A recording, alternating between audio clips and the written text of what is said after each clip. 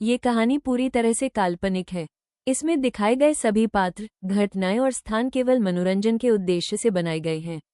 इसका किसी भी वास्तविक व्यक्ति, स्थान या घटना से कोई संबंध नहीं है। यदि किसी भी प्रकार की समानता पाई जाती है तो यह मात्र एक सहयोग होगा। इस वीडियो का उद्देश्य केवल मनोरंजन और प्रेरणा देना है। खामोश कुर्बानियां, एक बेटी की अधूरी जिंदगी। एक बहुत ही सीधी सादी लड़की थी, वंदना। वंदना बचपन से ही त्याग और जिम्मेदारियों में पली बड़ी थी।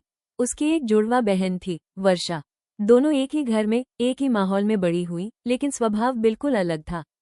वर्षा बहुत चतुर, तेज और स्मार्ट थी। पढ़ाई में भी अव्वल, हर चीज में आगे। वहीं वंदना बेहद सरल, मासूम और दिल की साफ। उसे दुनिया की चालाकियां समझ नहीं आती थी। तीनों भाई बहनों में एक भाई भी था, विवेक। विवेक ने घरवालों के खिलाफ जाकर लव मैरिज कर ली थी। जिस लड़की से उसने शादी की, वो इस परिवार को बिल्कुल भी नहीं मानती थी। घर में उसका व्यवहार हमेशा दूरी और तिरस्कार से भरा रहता। जिंदगी वैसे ही आसान नहीं थी, और तभी एक दिन ऐसा मोड़ आया जिसने सब कुछ बदल दिया। वंदना उस समय 8वीं कक्षा में पढ़ रही थी, जब उसकी मां की तबीयत अचानक बहुत खराब हो गई। घर में उनका ख्याल रखने वाला कोई नहीं था, क्योंकि उनके पिता तो पहले ही उन्हें छोड़कर जा चुके थे। ऐसे में बिना एक पल सोचे वंदना ने अपनी पढ़ाई छोड़ दी। एक छोटी सी उम्र में उसने अपने सपनों को किनारे रखकर मां की सेवा को अपना जीवन बना लिया। जहां एक तरफ वर्षा अपने सपनों की उड़ान भर रही थी, वहीं वंदना अपनी जिम्मेदारियों की जंजीरों में बंधती जा रही थी। दिन रात मां की सेवा, घर का सारा काम और ऊपर से भाभी के ताने। लेकिन वंदना ने कभी शिकायत नहीं की। वो बस चुपचाप सब सहती रही, क्योंकि उसे लगता था परिवार ही सबसे बड़ा सहारा होता है। लेकिन उसे क्या पता था, जिस परिवार के लिए वो खुद को मिटा रही है, एक दिन वही परिवार उसकी सबसे बड़ी परीक्षा लेने वाला है।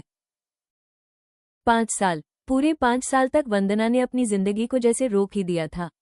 न कोई सपना, न कोई ख्वाहिश, बस एक ही मकसद, मां को ठीक करना। घर के सारे लोग अपनी अपनी जिंदगी में व्यस्त थे। भाई विवेक अपनी नौकरी में, भाभी अपने काम में और छोटी बहन वर्षा अपनी दुनिया में। लेकिन उस घर में अगर कोई सच में मां के साथ था, तो वो सिर्फ वंदना थी। सुबह से लेकर रात तक मां की दवाई, खाना, सफाई, हर छोटी बड़ी जरूरत का ध्यान रखना। वंदना ने कभी थकान की शिकायत नहीं की। धीरे धीरे वक्त ने करवट ली और पूरे 5 साल बाद मां ठीक हो गई। लेकिन इन 5 सालों ने वंदना की जिंदगी से बहुत कुछ छीन लिया था। उसकी पढ़ाई छूट चुकी थी, दोस्त दूर हो चुके थे और उसकी खुद की पहचान कहीं खो गई थी। मां ये सब देखती थी, हर दिन, हर पल। उन्हें अंदर ही अंदर बहुत दर्द होता था। उन्हें ये सोचकर और भी तकलीफ होती थी कि उनके और भी बच्चे थे। एक बहू थी, लेकिन किसी ने भी उनका साथ नहीं दिया। यहाँ तक कि मायके वालों ने भी कभी पलटकर नहीं देखा।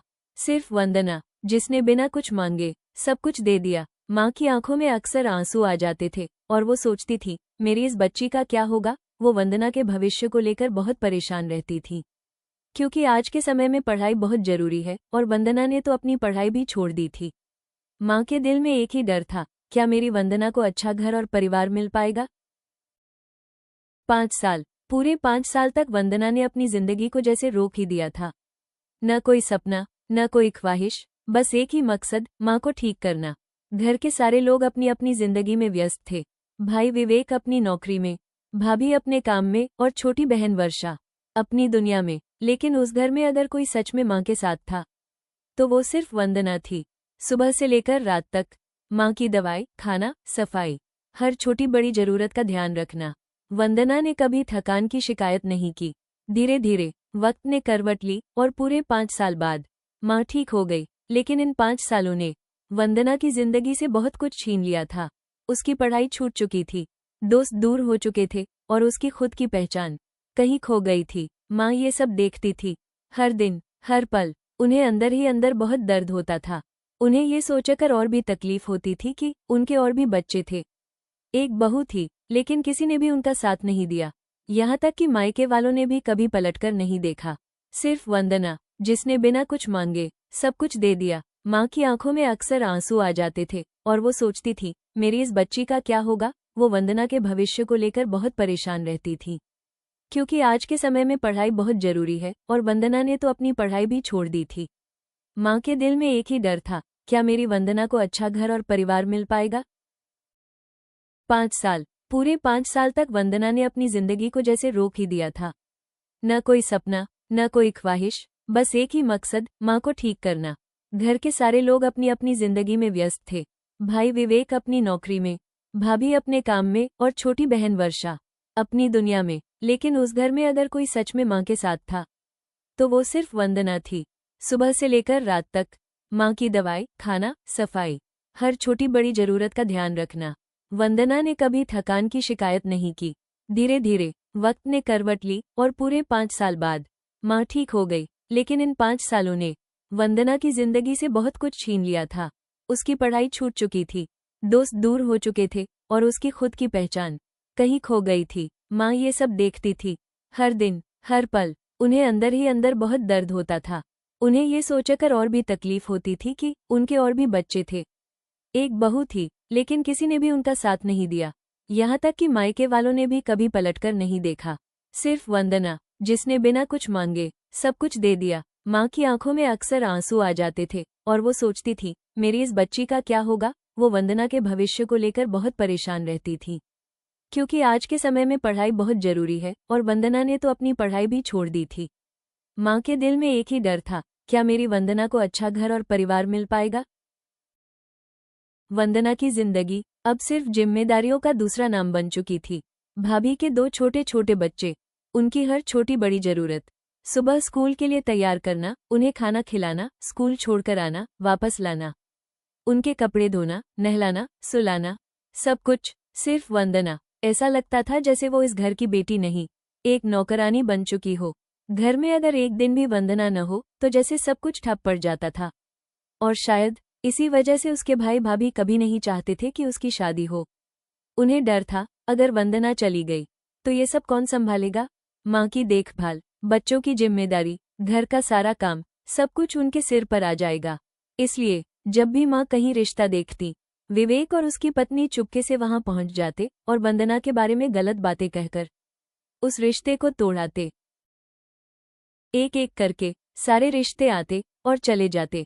समय बीतता गया, बच्चे बड़े हो गए। वर्षा ने भी अपनी मर्जी से एक अमीर बिजनेसमैन से शादी कर ली और अपनी दुनिया में खो गई। उसे कभी फर्क ही नहीं पड़ा कि उसकी माँ कैसी है या उसकी बहन किस हाल में जी रही है। उसे बस लगता था पैसा ही सब कुछ है। और इधर वंदना धीरे धीरे 28 साल की हो चुकी थी, लेकिन उसकी जिंदगी में आज तक कोई अपना नहीं आया, ना कोई सपना, ना कोई उम्मीद। क्योंकि वो चालाक नहीं थी, वो बस सच्ची थी। और इस दुनिया में अक्सर सच्चे लोग ही सबसे ज्यादा हार जाते हैं। दिल टूटना। आज वंदना का जन्मदिन था, 28वां जन्मदिन। लेकिन इस घर में किसी को याद नहीं था, ना भाई को, ना भाभी को, न ही उसकी बहन वर्षा को। घर में रोज की तरह काम चल रहा था, सब अपनी अपनी दुनिया में व्यस्त थे। बस एक इंसान थी जिसे सब याद था, उसकी माँ। माँ ने चुपचाप वंदना को अपने पास बुलाया, उसके सिर पर हाथ फेरा और कांपती आवाज में कहा, जन्मदिन मुबारक हो मेरी बच्ची। इतना सुनते ही वंदना की आंखों से आंसू बह निकले, क्योंकि उसे पहली बार महसूस हुआ कि इस दुनिया में अगर कोई सच में उसका अपना है तो वो सिर्फ उसकी माँ है। लेकिन उसे क्या पता था कि ये जन्मदिन उसकी जिंदगी का सबसे बड़ा मोड़ लेकर आने वाला है, एक ऐसा मोड़ जो उसकी पूरी तकदीर बदल देगा। उस रात बारिश जैसे आसमान का सारा दर्द जमीन पर उतार रही थी और उसी बारिश में वंदना का सब कुछ बह चुका था। अपने ही जन्मदिन के दिन उसने अपनी माँ को खो दिया, जिस माँ के लिए उसने अपनी पूरी जिंदगी दे दी। वो माँ उसे हमेशा के लिए छोड़कर चली गई और माँ के जाने के सिर्फ 24 घंटे बाद ही उसके अपने भाई भाभी ने उसे घर से निकाल दिया। ना कोई सहारा, ना कोई अपना, ना जेब में एक रुपया, बस एक भीगी हुई लड़की जो सड़क पर अपनी किस्मत से लड़ रही थी। वंदना बारिश में भीगती हुई, डरते डरते, रोते रोते इधर उधर भटक रही थी। हर कदम पर उसे अजनबी नजरें डराने लगी, हर रास्ता उसे और अकेला कर रहा था। वो भाग रही थी जैसे अपनी ही जिंदगी से बचना चाहती हो, और तभी एक तेज रफ्तार गाड़ी उसके सामने आकर रुकी। धड़ाम, टक्कर। वंदना उस गाड़ी से टकराई और उसी पल बेहोश होकर जमीन पर गिर पड़ी। बारिश की बूंदें उसके चेहरे पर गिर रही थीं, जैसे जिंदगी उसे जगाने की कोशिश कर रही हो। गाड़ी से एक शख्स घबराकर बाहर निकला, एक लंबा गंभीर चेहरा, आंखों में हैरानी और चिंता। अरमान सिंघानिया, शहर का एक बड़ा बिजनेसमैन। लेकिन जैसे ही उसकी नजर उस लड़की पर पड़ी, वो एक पल के लिए ठहर गया। उसका दिल जोर से धड़कने लगा। ये तो वंदना है। वो झुककर उसके चेहरे को ध्यान से देखने लगा। भीगी हुई पलकों के बीच उसे वही मासूम चेहरा दिखाई दिया, वही लड़की जिसे वो सालों से ढूंढ रहा था, जिसे उसने कभी भुलाया ही नहीं था। स्कूल के दिनों से, जब वो साथ पढ़ते थे, तब से ही वो वंदना को चुपचाप पसंद करता था। लेकिन 8वीं के बाद वंदना अचानक गायब हो गई थी और अरमान बस उसे ढूंढता ही रह गया। इतने सालों में उसने शादी तक नहीं की, क्योंकि उसके दिल में आज भी सिर्फ वंदना थी। और आज, इतने सालों बाद, वो उसे इस हाल में देख रहा था, बिल्कुल टूटी हुई, अकेली, बेबस। अरमान की आंखों में दर्द उतर आया। उसने बिना देर किए वंदना को अपनी बाहों में उठाया और अपनी गाड़ी में बिठाकर सीधे अस्पताल ले गया। उसके दिल में बस एक ही बात गूंज रही थी, अब मैं तुम्हें कभी अकेला नहीं छोड़ूंगा, वंदना। हॉस्पिटल के उस सफेद कमरे में जब वंदना की आंखें धीरे धीरे खुलीं, तो उसने सबसे पहले जिस चेहरे को देखा वो था अरमान। एक पल के लिए दोनों की नजरें एक दूसरे से मिलीं और जैसे सालों पुरानी यादें एक ही पल में लौट आईं। अरमान, वंदना ने धीमे से कहा। वंदना। अरमान की आवाज में सुकून भी था और दर्द भी। दोनों एक दूसरे को पहचान चुके थे, लेकिन जहां अरमान के दिल में हजारों सवाल थे, वहीं वंदना के दिल में सिर्फ खामोशी थी। अरमान बार बार उससे पूछना चाहता था, तुम्हारे साथ क्या हुआ? तुम इस हालत में कैसे पहुंची? लेकिन वंदना ने कुछ नहीं बताया। उसने बस इतना कहा, मुझे ज्यादा पढ़ाई नहीं आती, मुझे एक काम चाहिए, क्या आप मुझे अपने घर में नौकरानी का काम दे सकते हैं? मैं घर का काम बहुत अच्छे से कर सकती हूँ। ये सुनकर अरमान जैसे अंदर से टूट गया। वो सोच भी नहीं पा रहा था, 8वीं क्लास में जो लड़की इतनी होशियार थी, जिसके सपनों में चमक थी, आज वो खुद को नौकरानी कह रही है। लेकिन उसने अपने जज्बात छुपाते हुए कहा, ठीक है, तुम मेरे घर चलो, वहां बात करेंगे। अरमान सिंघानिया का घर, एक बहुत बड़ा, शानदार बंगला, जहां हर चीज की कमी नहीं थी। वंदना शायद पहली बार इतनी बड़ी जगह पर आई थी, लेकिन उसे वहां भी सुकून नहीं मिला। जब भी वो काम करने की कोशिश करती, कोई ना कोई नौकर उसे रोक देता। मैडम, ये हमारा काम है। वंदना और भी असहज हो जाती।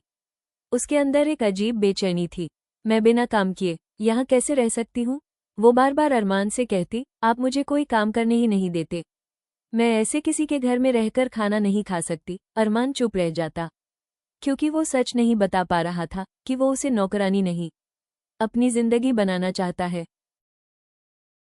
आखिरकार एक दिन वंदना ने फैसला लिया, मुझे यहाँ से जाना होगा। वो चुपचाप अपना छोटा सा सामान उठाकर घर से बाहर निकलने लगी, लेकिन जैसे ही वो दरवाजे के पास पहुंची, उसकी नज़र एक मेज पर रखी डायरी पर पड़ी। पहले उसने सोचा, मुझे क्या लेना देना, लेकिन तभी उस डायरी से एक फोटो फिसलकर नीचे गिर गई। वंदना ने झुककर वो फोटो उठाई और जैसे ही उसने उसे देखा, उसकी सांसें थम गईं। वो उसकी बचपन की फोटो थी। हैरान होकर उसने डायरी खोली और पढ़ना शुरू किया। आज वंदना ने क्लास में टॉप किया, आज वंदना हंस रही थी, बहुत प्यारी लग रही थी। आज मैंने उससे बात करने की हिम्मत नहीं की। हर पन्ने पर हर दिन का जिक्र, सिर्फ वंदना। उसने तेजी से पन्ने पलटे और फिर एक लाइन पर उसकी नज़र रुक गई। आज वंदना स्कूल नहीं आई और शायद अब कभी नहीं आएगी। उसके बाद हर दिन, हर साल, अरमान ने उसी डायरी में वंदना के बारे में लिखा था, उसकी यादों को, उसकी कमी को, उसके इंतजार को। पूरे 28 साल। वंदना के हाथ कांपने लगे, उसकी आंखों से आंसू गिरने लगे। उसे समझ आ गया था कि वो जिस घर को छोड़कर जा रही थी, वो सिर्फ एक घर नहीं, किसी का 28 साल पुराना इंतजार था। अरमान के दिल में अब सिर्फ एक ही सवाल था, वंदना के साथ ऐसा क्या हुआ? एक दिन वो चुपचाप उस पुराने मोहल्ले में पहुंचा, जहां कभी वंदना रहती थी। लोगों से पूछते पूछते आखिर उसे पूरी सच्चाई पता चल गई। कैसे वंदना ने अपनी मां के लिए 5 साल अपनी जिंदगी कुर्बान कर दी, कैसे उसके अपने ही भाई भाभी ने उसकी शादी रुकवाई, कैसे मां के जाते ही उसे घर से निकाल दिया गया और उसकी सारी प्रॉपर्टी छीन ली गई। ये सब सुनकर अरमान का दिल टूट गया। उसकी आंखों में आंसू थे और दिल में दर्द। वो तुरंत घर लौटा, लेकिन इस बार उसका चेहरा बदल चुका था। इधर वंदना ने भी वो डायरी पढ़ ली थी। हर पन्ना, हर शब्द उसके लिए किसी एहसास से कम नहीं था। उसने आसमान की तरफ देखकर धीरे से कहा, माँ, आज आप नहीं हो, लेकिन आपने मुझे ये एहसास दिला दिया कि इस दुनिया में कोई है जो मुझे सच में चाहता है। जब अरमान घर आया तो वो बहुत चुप था। उसने वंदना की तरफ देखा और बिना किसी दिखावे के बहुत ही सादगी से पूछा, वंदना, क्या तुम मुझसे शादी करोगी? वंदना एक पल के लिए चौंक गई। उसके पास न कोई परिवार था, न कोई सहारा, और सामने खड़ा इंसान जो उसे 28 साल से चाहता था। वो धीरे से बोली, मेरे पास कुछ नहीं है। अरमान मुस्कुराया, मुझे कुछ नहीं चाहिए, बस तुम्हारा साथ चाहिए। और वंदना ने हाँ कह दी। दोनों ने कोर्ट मैरिज कर ली। अगले ही दिन उनकी शादी की फोटो अखबार में छपी, और जैसे ही वो फोटो वंदना के भाई भाभी ने देखी, उनके पैरों तले जमीन खिसक गई।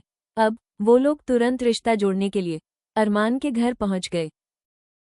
दरवाजा खुला, सामने वंदना थी। उन्होंने सोचा था वो उन्हें अपमानित करेगी, लेकिन वंदना ने उन्हें चुपचाप अंदर बुलाया, बैठाया। अरमान को ये देखकर थोड़ा अजीब लगा, इन लोगों ने तुम्हारे साथ इतना गलत किया, लेकिन वंदना चुप रही। उसके भाई भाभी अब मीठी बातें करने लगे। बहन वर्षा भी अब रिश्ता निभाने लगी, लेकिन इस बार वंदना सब समझ चुकी थी। उसने कुछ कहा नहीं, लेकिन उसके दिल में एक आवाज थी, जब मुझे जरूरत थी तब तुमने मुझे छोड़ दिया, और आज जब मेरे पास सब कुछ है तो तुम वापस आ गए। और उसी दिन वंदना ने एक फैसला लिया, मैं अपनी तरह किसी और लड़की की जिंदगी बर्बाद नहीं होने दूंगी। उसने एक चैरिटी शुरू की, जहां वो उन लड़कियों को फ्री में पढ़ाने लगी जो मजबूरी में पढ़ाई छोड़ देती हैं। उसने अपने ऑफिस के बाहर एक बड़ा सा बोर्ड लगवाया, जिसे भी पढ़ने की चाह है, लेकिन साधन नहीं, वो यहाँ आ सकती है। वंदना अब सिर्फ एक नाम नहीं थी, वो बन चुकी थी एक उम्मीद, एक हिम्मत, और एक नई शुरुआत। जिंदगी में चाहे कितनी भी मुश्किलें आएं, पढ़ाई कभी मत छोड़ो। और अगर कोई आपको सच्चे दिल से चाहता है तो समझ लो आप दुनिया के सबसे खुशनसीब इंसान हैं।